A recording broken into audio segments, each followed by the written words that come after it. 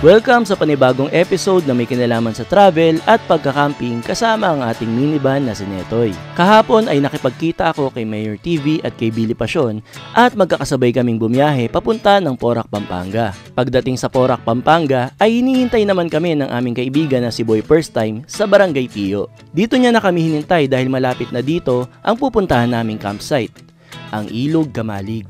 Sobrang excited talaga kaming lahat dahil matagal na naming pinaplano at ngayon lang nangyari ang matagal na naming gusto na makapag-camping na magkakasama. Pagdating sa campsite ay umahatikabong kwentuhan at kulitan at sabay-sabay naman kaming naghapunan kinagabihan. At maya-maya ay dumating na ang oras na pinakahihintay ko, ang pagtulog. Good night. See you tomorrow. At ang mga susunod na mapapanood ninyo ay ang mga nangyari kinabukasan.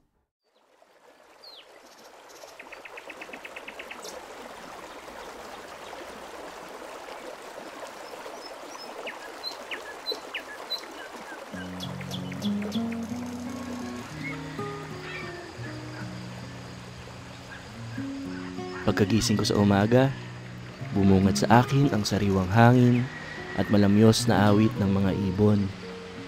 Ang sikat ng araw ay dahan-dahang sumisilip sa pagitan ng mga dahon, nagbibigay ng gintong liwanag sa paligid. Amoy ko ang halimuyak ng mga bulaklak at damo, habang marahang sumasayaw ang mga sanga sa banayad na hangin. Isang payapang umaga sa piling ng kalikasan. Simple, ngunit punong-puno ng buhay at punong-puno ng sigla at pag-asa.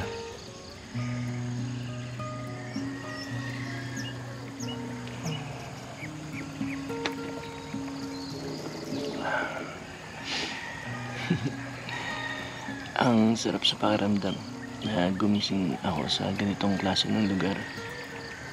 Pakinggan niyo.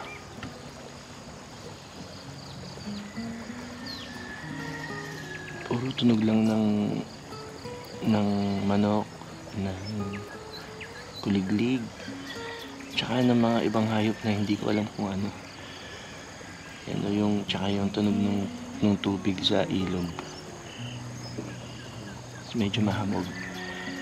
Yun yung tinatnan ko, or yun yung na-experience ko pagkagising ko. Ibang-iba sa araw-araw nating na-experience. Ang daming butete, mga tadpoles. First time ko nakita ng ganyan karaming tadpoles. Ayan o. Ang daming butete. Ayan. Sa mga batang nanonood, kung hindi nyo alam kung ano yung butete, in English tadpoles, yun yung mga early stage ng palaka. Magkakaroon sila ng paa eventually, tsaka magiging palaka. Pero hanggat tadpole sila, hindi mo alam na palaka sila. Sa mga bata yun na.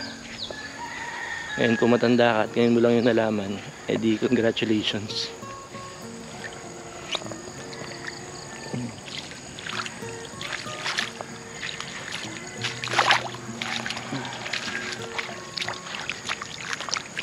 Uy, okay one. Morning bro. Gising na si Boy First Time. So ayun pala yung namin, yung mga sasakyan. Ayun si Watod. Tapos lumipat ng pwesto si Bukbok. Tapos ayun si Netoy. Tapos ayun si Itlog. Doon natulog sa tent si Billy Pasyon. Habang hindi pa sila gising lahat, kami pa lang ni Boy First Time. Explore ko lang muna tong lugar para ma-enjoy natin. Sarap oh. Kagabi kasi or kahapon hindi namin to napuntahan. Itong part na to, nitong Ilog Kamalig. Pero ngayon, syempre, hindi natin palagpasin yung chance na ma-explore natin to. Sarap oh. Hindi linaw pala ng tubig.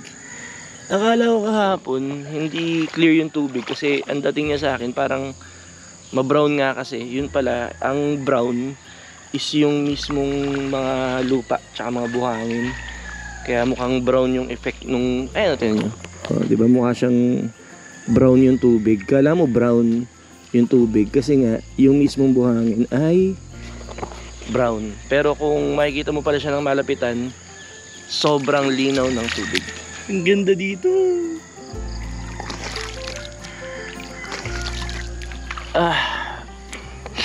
Hindi ko maalala kung kailan yung huling pagkakataon na nakapaghilamos ako sa ilog. Sarap. Good morning. Gising na si si Billy Pasyon. Ano pa sila? Si Maclean gising na. Ito na lang tulog. Una pa sarap eh. Oops. Yan. Ito yung minivan ni Boy First Time, si Watod. Yan yung kinamper van tour natin last time. Kung saan nakakarating yan. Napakita ko sa inyo ang gulong ng 3 beses nang nag back to back from Luzon to Mindanao. Tapos kung saan pupunta. Ito pa rin yung gulong niya na yun eh. O ayan. Yan ang gulong niya. Hindi pa naman as in sobrang nipis. Pero alam mong kung saan na nakarating. Yan Kasi si Netoy medyo malalim pa yung mga dito eh. Sa kanya medyo upod na sa part na to. Yan ang gulong ng 3 beses ng nag Mindanao to Luzon to Mindanao. At kung saan pupunta. Pabalik-balik ng Nueva Vizcaya yan. Kaya malalakas talaga mga minivan. Kung duda kayo sa lakas ng mga minivans, ayan. Panoorin nyo yung mga video nitong sasakyan na to dahil solid talaga yan. Nandito si Mayor TV. Hindi ko alam kung gising na. Silipin natin. Silipin natin.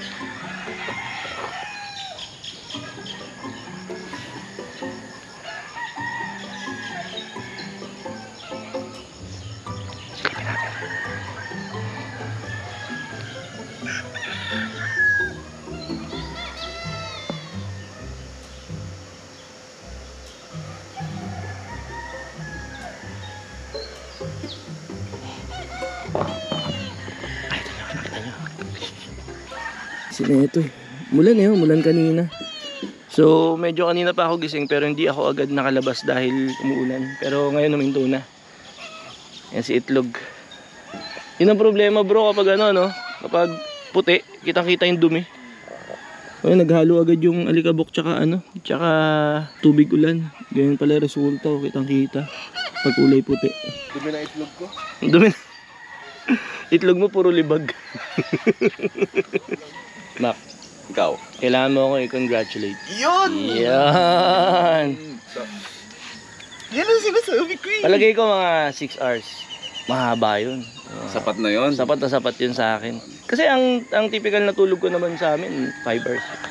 So naka 6 hours ako. So, okay ba yan? Oo, ayos. So, isang solusyon din pala talaga. Ang mayroong komportabling tulugan kagaya nito. Yan. Tsaka at the same time, nasa campsite tayo. Mas panatag yung loob. Ikaw bro, kamusta tulog? All goods. Okay? As always naman. Sanay ka naman. Oo. Natulog ka ba ng bukas yung pinto? O kaya pa sabi ko, gising na ba siya o hindi pa? Pag silip ko, tulog ka pa sa loob, pero nakabukas lang yung pinto. Masarap gumising sa ganito. Diba? Kaya pala lagi mo siya ginagawa. Iba talaga yung... Yung peace of mind na bibigay sa'yo nung minus yan ganyan ma'am sir. Kapo Sa mga nagka-camping huwag niyo pong gagawin yung ganito. 6:30 pa lang may nagpapatugtog na. Araw na nagkamiti. Diyan na ba yan nila? Ilang beses na rin tayong humihindi. Yun yung makikita ko. Papakita sa atin ni Billy kung ano yung view or nakikita sa sa FPV na Uy! Pira ka tinanggal. Nakalimutan mo bang nakadikit to? Ito yung FPV na drone. Yan. Mahal nito. So basically ang ginagawa ng FPV na drone, mas mabilis siya, tas mas sporty mode lagi. Makikita nyo mamaya, tignan natin to sa monitor. Tas ano yung nasa mata mo? Google. So parang meron pa siyang VR na VR no? Parang ganun, virtual reality. Ayun tas ganyan niya kinokontrol.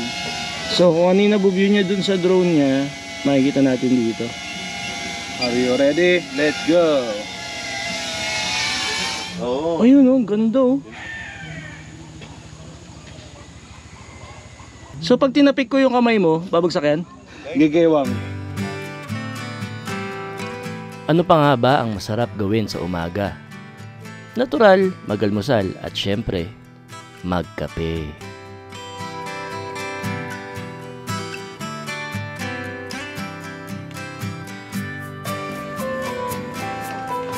Good morning at yun na. Kape naman. Okay guys, ito yung kape na tinimpla ko para Ayan, nating beats. A hot coffee in the morning. Kape tayo. Boy, thank you ah. ako nagtimpla niya. Thank you boy. Dito kayo lagi naglalaro? Ganda ng laruan niya, no? Sila ang mababait na bata na nakatira malapit sa Ilog Kamalig. Kahapon pa nila kami kinukulit. Siguro natutuwa sila na nakikita nila kaming nagvo-vlog. Kaya kayo nagpuntahan dito? Opo. Kasi nakita niyo dumating mga sasakyan? Hindi kuya, nakita namin yung ano, yung camera.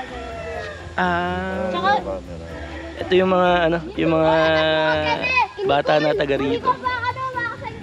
Hindi ko pinalagpas na makipaglaro sa kanila. At hindi ko rin yung pinagsisisihan dahil nag-enjoy talaga ako. Ay! oh my God! Galang dito yan! Wag, baka maano ka. Uy, dali lang. Kahit na, baka bigla ka mawala. Ay! Uy, Marami. sigurado ka? Abot ha? Andumi! Thank you po, thank you. O tara, laro pa tayo. Kahit ka mapunta sa Echas yan eh, pwede na paglaruan. Ewan ko pero parang nagiging emotional ako dun sa sa inggit na hindi na ako bata kagaya nila. Tsaka yung lugar nila, nakakainggit.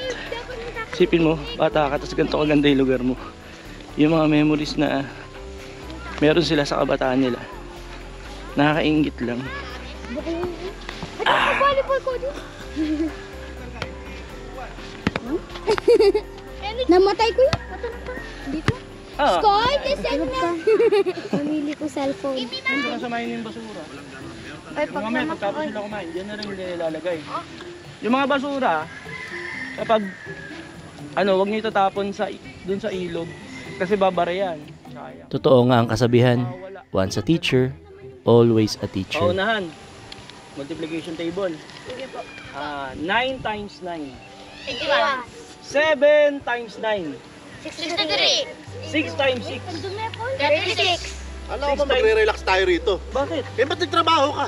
Hindi, susubukan ko lang yung math skills nila kasi mahilig daw sila sa math. Math talaga gusto mo ha. May tuturo ko sa inyo technique. Marunong ka yan? Marunong kayo? Yung gano'n, yung ginagawa ng mga Indian. Teacher ka. Tapos dito, tinuturuan mo rin yung yung mga bata. Parang gano'n, di ba? Parang lang. Parang gano'n. Oo. Kasi yan na talaga yung yung buhay mo. Ngayon, baliktarin natin. Sige. Sila naman magtuturo ng kapampangan sa'yo. Kailangan may matutunan ka. Sige. Kailangan may matutunan ka rin sa kanila. Sige. Ayan, turuan nyo. Ako magbibigay ng kakapampangan nila. Matutunan. Okay. Oo. Ang gwapo ni Kuya Boy P. Ang gwapo. Ang pogi. Ang pogi. Masanting. Masanting nyo. Masanting nyo. Gwapo, masanting. Gwapo, masanting. Bakit nung sinabi ko masanting tumingin ka sa akin? Gwapo raw eh. Alam ko naman. O ito, gusto kong bumalik dito. Bisa ko magbalik. Bisa ko ulit. Bisa Kenny. Bisa ko Ikaw lang. Bisa ko ulit munta Kenny. Bisa ko ulit Munta Kenny. munta. Munta. Bisa ko munta ulit Kenny. Bisa Yung ako Kenny ulit. kasi dito. Bisa ako ulit. Bisa ko. Ulit. Munta. Bisa ko ulit munta Kenny. Yan. Ing Pampanga, Pinakamanyaman na to. pinakamanyaman na tosino. Oh. Ing Pampanga, pinakamanyaman na tosino. Iyak pinakamanyaman na to sino. Kaya pala pag nagtuturo ako sa mga estudyante, tapos hindi nila agad magets, kasi nga mahirap intindihin basta-basta pag bago. Ganun pala talaga yun. Tol, talaga bang kasama ka sa paghugas ng pinggan? Oo, nagbablog kayo eh. Gusto mo ba akong mawala sa sequence ng paghugas ng pinggan? Ano? Patayin ko yung camera. Gaganto ko lang to, walang alisan to, tol. Hanggang magsabon ka, magbanlaw, walang alisan to. Teka, yung bang nagbubuhat na yun, kusang loob ba niya yan? Baka may inutusan mo yan, ha? Ano? Hindi, kinuha niya eh. Ha? Disclaimer ha, kinuha niya yan. Oo. Dadali na raw sa kanila. Tigil mo namin ang lobby mo. Siya, si Tita Malu. At siya ang nagluto ng pinakamasarap na lomi na natikman ko sa buong buhay ko. Sikat na sikat ang kanyang lomi dito sa Ilog Kamalig. Kaya kapag naisipan niyang dumalaw at pumasyal at mag-camping dito sa Ilog Kamalig, Huwag na huwag niyong kakalimutan na kumain ng masarap na lomi ni Tita Malu. Nabigyan tayo ng pagkakataon na makita kung paano inahanda ni Tita Malu ang kanyang napakasarap na lomi. Huwag mo ubusin yung amoy. Titira kita. Baka mamaya maubos mo na nang umabot. Bango. Okay. Ayos. Dapat lang ang order nyo, sakto lang yan. Wow! Grabe naman yan. Lomi, sisig Kenny.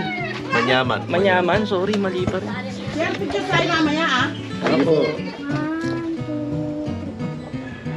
Yan. Thank you po, tita. Thank you. po. Tingnan natin kung ano meron. Nakita ko, nilagay niya ng ano to cornstarch, ng itlog, ng... Ayun, kung ano-ano pa. Yan, meron tayo nakikita chicharon, tsaka... Taba-taba ah. Yan, meron tayo nakikita chicharon, tsaka mga taba-taba. Teka, sinabi ko yun. Parang may prompter na voice. Diba pagkasubo ng ganyan, stop. Doon yung malalasahan yung magic ng lomi ni Tita Malu. Tita Malu! Game. Ako. Subukan ko yan. Pagkasubo, Namnamin mo. sige. Yan, sige, ikaw nga muna, tol.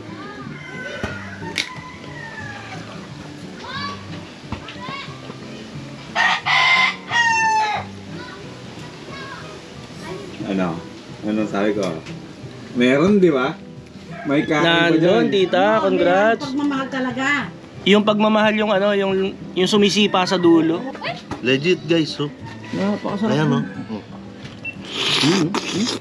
Tunog,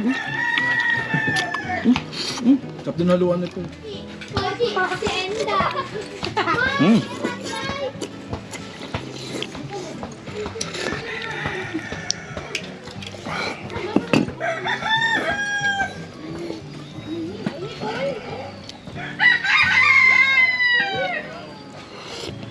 At dahil sa sobrang sarap, maya-maya ay hindi namin namalayan na hindi na pala kami nag-uusap-usap.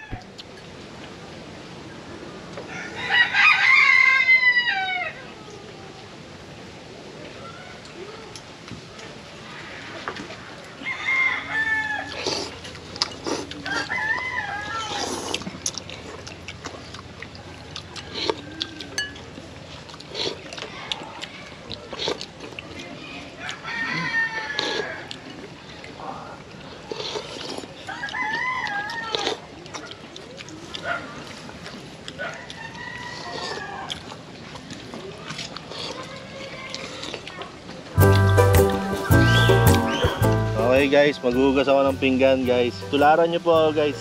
Kailangan minsan gumagawa kayo ng kabutihan.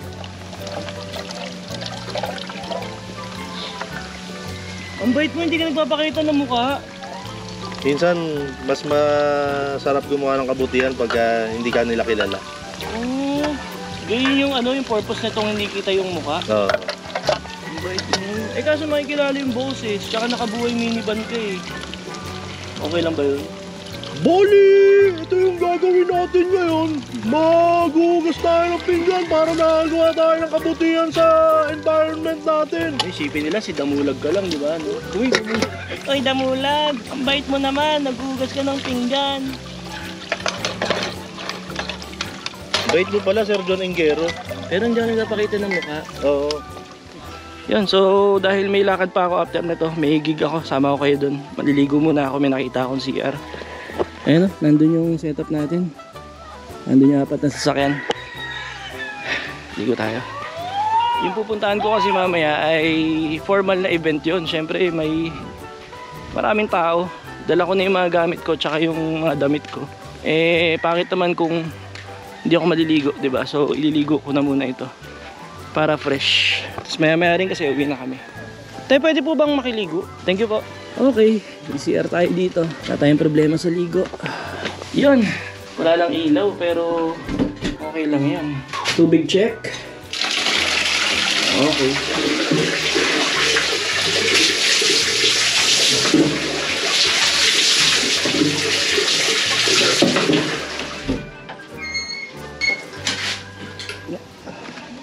Salamat po. Ayan na, nakaligo na ako. Fresh na. Sarap sa pakiramdam. Diyan na lang kayo Bye kids! Bye! Bye-bye! Bye-bye! Napakabait! Bye! Bro! Bye-bye! Bye-bye bro. Thank you ulit sa pangatlong pagkakataon makasama ka mag-camping. Soon, pang-apat. Ay, oo. At marami pa. At marami pang susunod. Tol, thank you! Thank you! Salamat, salamat. Salamat sa chill garlic. Tol, thank you! Tol, Thank you. salamat din tol. Kasi baka mamaya hindi na kami magkita-kita niyan pagpasok na ng NLEX kaya minabuti nating magpaalaman na dito. Isang makabuluhan, isang masayang experience ng camping dito sa Ilog Kamalig. First time ko rin kasing nag-camping sa campsite talaga at siguradong ulit-ulitin ko pa to. Sana na-enjoy nyo tong video na to. Sana hindi kayo magsawa na sumuporta dyan.